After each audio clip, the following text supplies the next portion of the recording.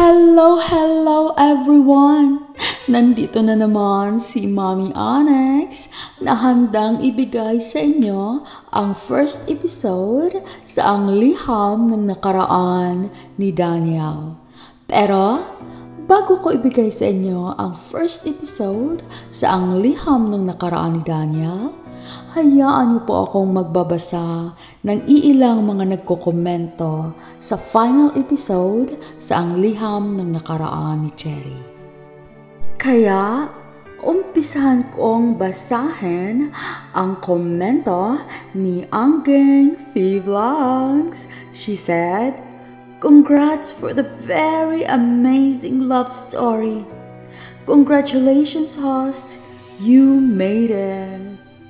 And now, I am going to read the comments of Miss Kayak 7 Seas. She said, "Miss Onyx, how are you today? I hope you feel okay. I missed you yesterday. We desire to hear your voice. We desire for your future. We desire us together. World peace. Love, and beer hugs." Ang susunod kong babasahin na komento ay galing kay Rishtab. She said, "MLSO hosts, replay is the key. Pag wala ka live premiere, sa wakas, lumabas din ang kanilang itinatagong damdamin sa isa't isa at nauwi rin sa altar. Happy ending, Mr. and Mrs. Chu." Ang susunod kong babasahin na komento ay galing kay Timang Vlogs TV. Sabi niya, "Tama, huwag mawala ng pag-asa. Tuloy lang sa buhay. Heart, heart." Ang susunod kong babasahin na komento ay galing kay Kitty G Kitchen. Ang sabi niya, "Yahoo! Congratulations, Mr. and Mrs. Chu. Ang ganda naman ng final episode, Mommy Onyx. Heart. Nakakaiyak pero masaya kasi nakatagpo ng forever si Cherry. Cherry fruit. Bait talaga ng ating may likha. Kung una nadapa ka sa susunod, itatayo ka niya. Talagang God bless po sa inyo, Mr. and Mrs. Chu. Heart, Mommy Onyx, congratulations po. Natapos po ulit tayo.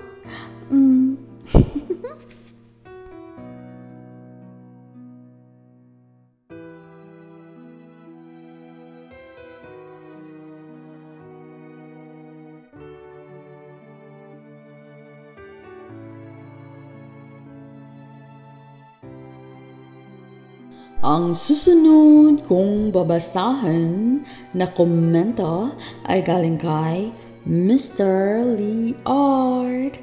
Ang sabi niya, "Mahaba-haba man ang istorya, happy ending naman. Dami man challenges sa buhay, pero tuloy lang at huwag susuko. Madaming lessons sa storya na ito at mga reminders sa atin. Good job sa pag-voice over at overall effort para sa series na ito." Ang susunod kong babasahin na komento ay galing kay Gorgeous Jean. Ang sabi niya, "And they lived happily ever after." Grabe! Nakakaiyak! Nadama ko feelings ni Cherry na sure na siya talaga na sabihin kay Chong na mahal niya ito. I'm so glad na sila ang nagkatuluyan. Great final episode. Ayan, maraming salamat po sa lahat ng sumusuporta sa Ang Liham ng Nakaraan ni Cherry at sa lahat po na nagkokomento sa final episode sa Ang Liham ng Nakaraan ni Cherry. Napakaganda po ang inyong mga mensahe, ang inyong mga komento, pero hindi ko po mababasa lahat. Kaya sana ay marami po tayong matutunan sa buhay ni Cherry. Kaya ibigay ko na po sa inyo ang susunod na episode ang first episode sa ang liham ng nakaraan ni Daniel. Kaya hindi ko na po patatagalin. Ibigay ko na sa inyo ang first episode. Ito na!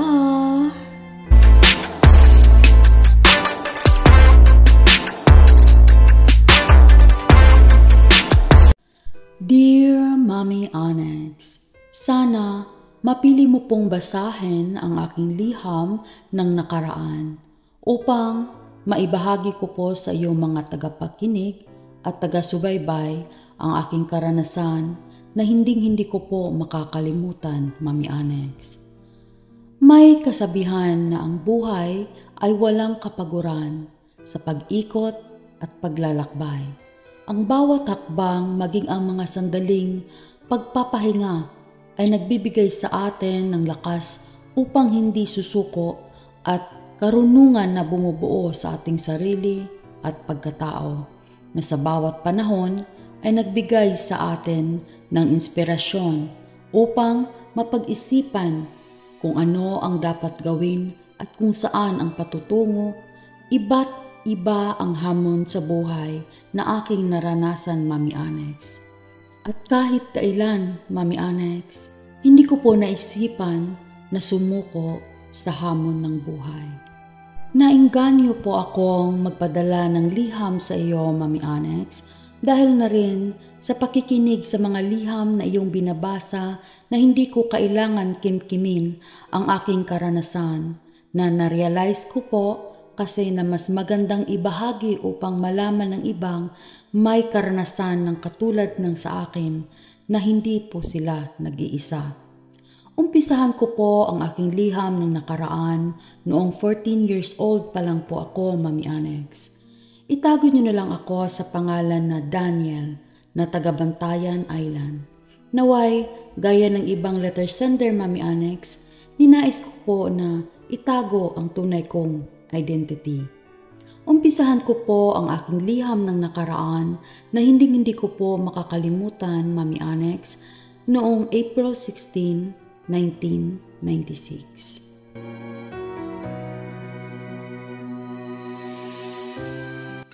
Ay, naku anak, kanina ka pa balik-balik dyan. Ano bang problema mo, ha? Anong hinahanap mo? Di ba sabi ko sa'yo kagabi, ihanda mo na yung gamit mo sa school. Dapat yung bag mo ready na. Sige na, maligo ka na anak. Baka malit ka na naman sa school. Sige na, at ihahanda ko na ang agahan natin. Ipinagbalot ko na rin kayo ng tatay mo ng baon. Yung uniform mo nakasabit na dyan sa likod ng pintuan. Tapos ko na yung maplantsa. Sige na anak, bilisan mo. Nawala kasi yung nilagay ko ditong papel, Nay. Nasaan ho ba yun? Niready ko lang yun dito kasi kailangan ko yun mamaya-maya. May susulat lang ako doon. May nakaligtaan kasi akong assignment kagabi, Nay. Kaya gusto ko sanang tapusin ngayon. Hindi ko na makita yung papel na nilagay ko dito. Nakita mo, Nay? Ay naku, Dan. Kung ang pinapahanap mo ay bunganga mo, hindi mo makikita. Nandyan sa upuan, nilipat ko lang. Hindi mo nakikita yan? Sige na anak, maligo ka na. Mamaya mo na yung tapusin yung assignment mo na supposed to be, ginawa mo na kagabi. Ano bang nilagagawa mo kagabi? Naglalaro ka na naman ng cellphone mo? Ha? Lahat ba naman gagawin ko, anak? Hindi pwedeng ganun yun, anak. Paano kung wala na ako? Sinong gagawa sa'yo ng mga bagay na to? Magtanda ka, anak, ha? Hindi sa lahat ng bagay nandirito ang nanay mo. Ha? Tumatanda na ako. 14 years old ka na, dapat alam mo na yung responsibilidad mo. Hindi puro nanay. Naintindihan mo, Dan? Sige na, maligo ka na. Si nanay talaga. Nagtatanong lang ako ng papel. Nakita mo ba? Ang dami, ang haba-haba naman ng sinasabi mo. Oo lang naman at hindi. Ay nako, sumasagot ka pa talagang bata ka. Kutusan kita ngayon. Sige na, Dan, maligo ka na. Kasi yung maligamgam na tubig na ginawa ko kanina, malamig na yan. Paano ka makakaligo ngayon? Sabihin mo na naman sa akin, ayaw mo maligo kasi malamig na yung tubig. Dan, lahat ba naman anak gagawin ko para sa'yo? Sige na, maligo ka na. Si nanay talaga. Kay aga-aga na ni Nermon. Nasaan ba kasi si tatay? Hindi ko siya nakikita ah. Nasaan ho ba si tatay, Nay? Ay, o nga pala no. Yung tatay mo kanina ko pa yun inutusan doon sa tindahan. Bakit hanggang ngayon hindi pa nakabalik? Kailangan ko na yung gamitin yung mantika kasi gusto kong ihanda muna yung pagkain natin mamayang gabi para iinitin na lang. Kasi pupunta ako sa bahay ni Madam Sefa. Naghahanap kasi siya kanina ng kung sinong kakilala ko nga pwedeng maglabada sa kanila. Hindi naman marumi yung damit nila, kaya nag-offer na lang ako na maglaba. Okay na yun. Konting kita, konting dagdag. Ay, makatulong na ako sa kita ng tatay mo. Kaya ayoko rin na nahirapan yung tatay mo. Kawawa naman. Kaya ikaw mag-aral kang mabuti. Naku, kang bata ka. Sige na, maligo ka na. Opo, maligo na. Tanay talaga. Ang daming sinasabi. Isa lang yung tanong ko. Tuli-tuli nada ang sagot. Oy, Dan! Ano yung binubulong-bulong mo dyan? Bata ka. Sige na. At puntahan ko muna sa tindahan yung tatay mo. Ano kayang ginagawa't ang tagal? Alindali! Buksan mo pang pinto! Ay! Ano bang nangyari? At makakatok yung taong yan kung parang may nasunugan sa labas. Oo! Andyan na! Ay. Nay! Ano kang nangyari? Ay, aba. Ewan ko. Saglit lang. Puntahan ko muna at buksan ko. Saglit lang. Oh. Alindali. Bakit ba? Ano nangyari sa iyo? Ha? Bakit kung makakatok ka parang gigibain mo na yung pintuan namin? Ano problema mo? Alindali, pasensya na po. Pero may nangyari po kay Mang Simeon. Punta po kayo sa tindahan. May nangyari po sa kanya. Tara. Ha? Ano? Anong nangyari sa asawa ko? Oy, Dan! Samahan mo ko, halika! May nangyari daw sa tatay mo, bilis! Anong nangyari sa asawa ko? Opo, tara. Hindi ko rin alam na eh. Bilisan mo. Anong nangyari? Ano ba nangyari? Ha? Basta, mas mainam na ikaw nang makakita, Alindali. Tara, bilisan pa natin. Bilisan mo, Nay. Dan, kinabahan ako. Hinto mo na. Ang daming taong nagkumpulan sa tindahan. Ano bang nangyari talaga? Ang tatay mo, Dan. Tara, Nay. Tara na, Nay. Huwag kang huminto, Nay. Puntahan na natin si tatay. Ano nangyari kay tatay, Nay? Tara, Nay.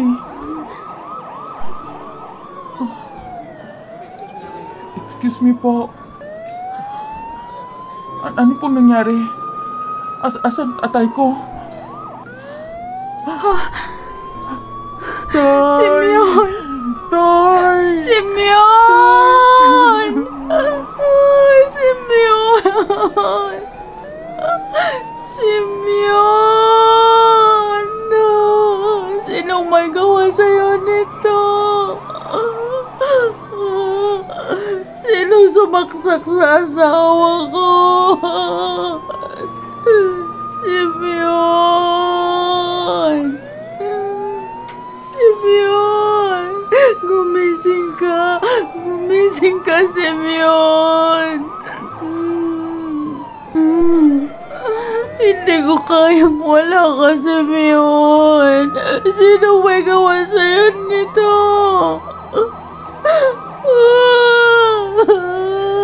Simeon, gumising ka naman! Gising ka, Simeon!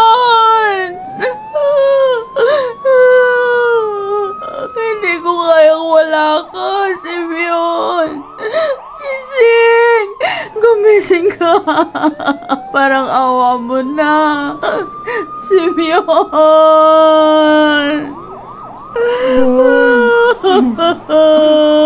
Tama na, wala na si tatay, Nay. Iniwan na niya tayo. Nay. Sino bang may gawa nito? Tay. Tay.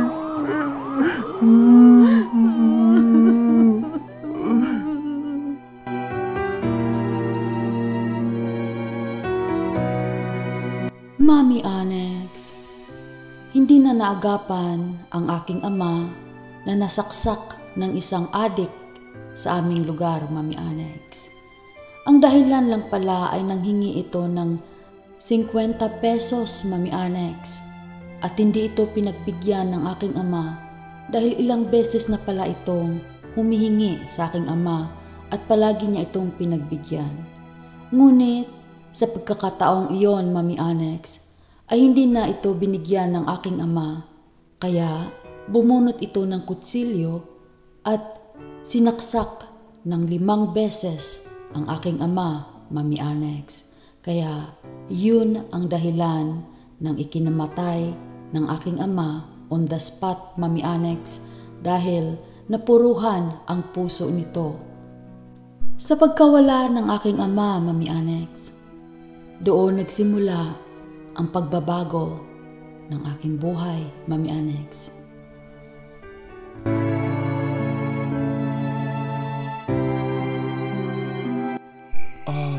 Nay? Sino pong hinintay niyo dyan? May bisita ho ba? Bakit ho kayo naghanda ng pagkain sa lamesa, Nay? May bisita ho ba kayong hinihintay? Nay? Ay, anak! Pinaghanda ko ang tatay mo. Kasi uuwi siya ngayon. Baka gutom yun. Ano, gusto mo na bang kumain, anak? Ay, pinaghanda ko na rin ikaw. Sige, upo ka. Upo ka. Pero huwag mong galawin yung plato ng tatay mo, ha? Kasi gutom yun. Paparating na yung tatay mo, anak. Parating na siya. Nay? Patay na ho si tatay. Wala na ho si tatay. Hindi mo ba naalala, Nay, na inilibing na natin si tatay, Nay? Wala na po kayong hintayin. Hindi na uwi si tatay, Nay. At saka, anong oras na, oh? 2:00 na. Bakit gising ka pa, Nay? Ha? Ay, hindi. Hindi papatay ang tatay mo. Hindi, Wala tayong nilibing. Anong pinagsasabi mo dyan, anak? Hindi, papaparating, basta. Tatay mo'y papaparating. Kaya, kung ayaw mo kumain, bumalik ka sa kwarto mo. Hintayin ko ang tatay mo dito.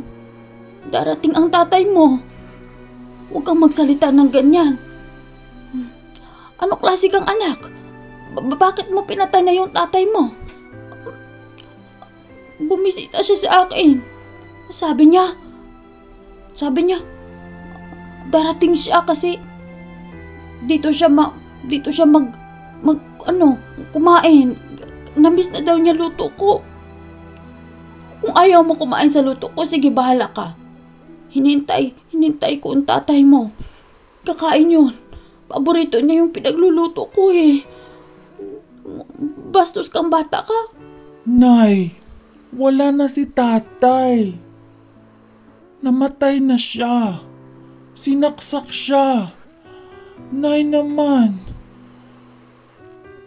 Please naman, Nay. Tama na. Tama na, Nay. Sinungaling ka. Salbahay kang bata. Pati tatay mo, pinatay mo na. Buhay ang tatay mo. Salbahay kang bata ka.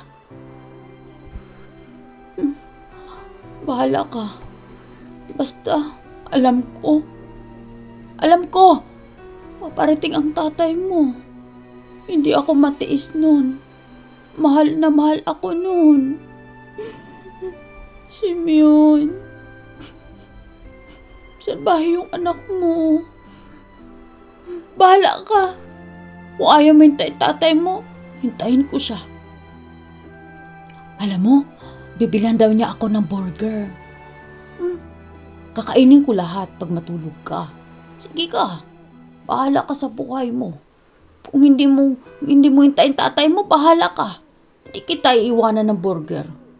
Lagi akong binibilan ng burger noon. Tsaka, alam mo ba yung merong bilog-bilog sa ilalim? Tawag nila nun? Bubbles. Binibilan ako lagi ng tatay mo noon. Alam ko, bilhan niya ako pagdating niya.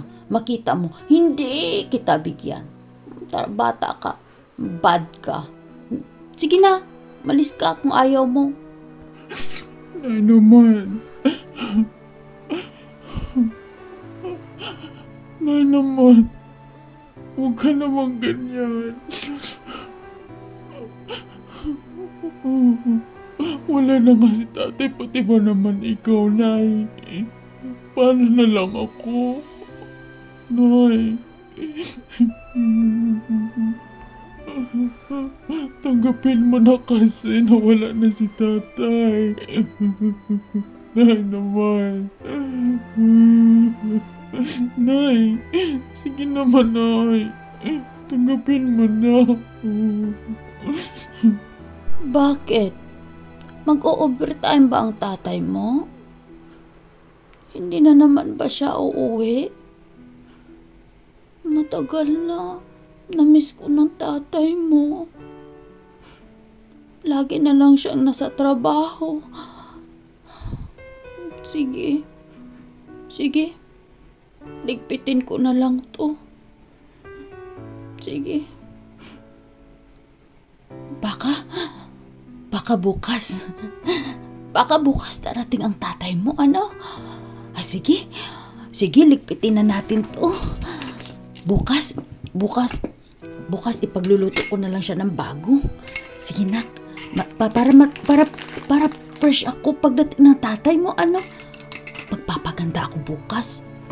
Sige, tara nak. Matulog na tayo. Tapos, bukas gisingin mo ako pagising mo ha. Kasi baka hindi ako nakahanda ng pagkain. Gutumin pa naman yung tatay mo. Ha? Sige, tara anak. Matulog na tayo. Tara. Tara, Nay. Matulog na ho tayo, Nay.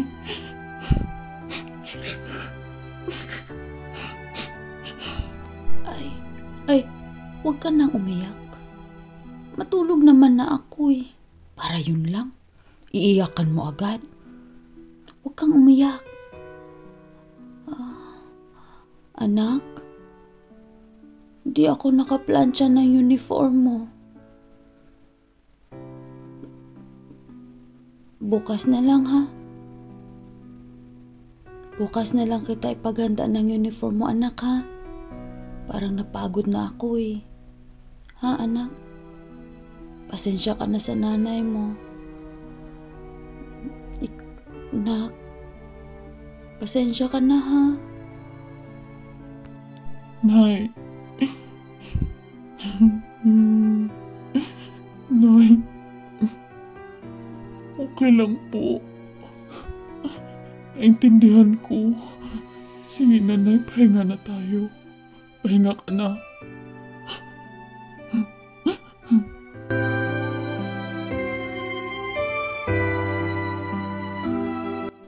Tunghayan natin ang susunod na kabanata sa Ang Liham ng Nakaraan ni Daniel. Maraming salamat po. God bless everyone. Bye-bye.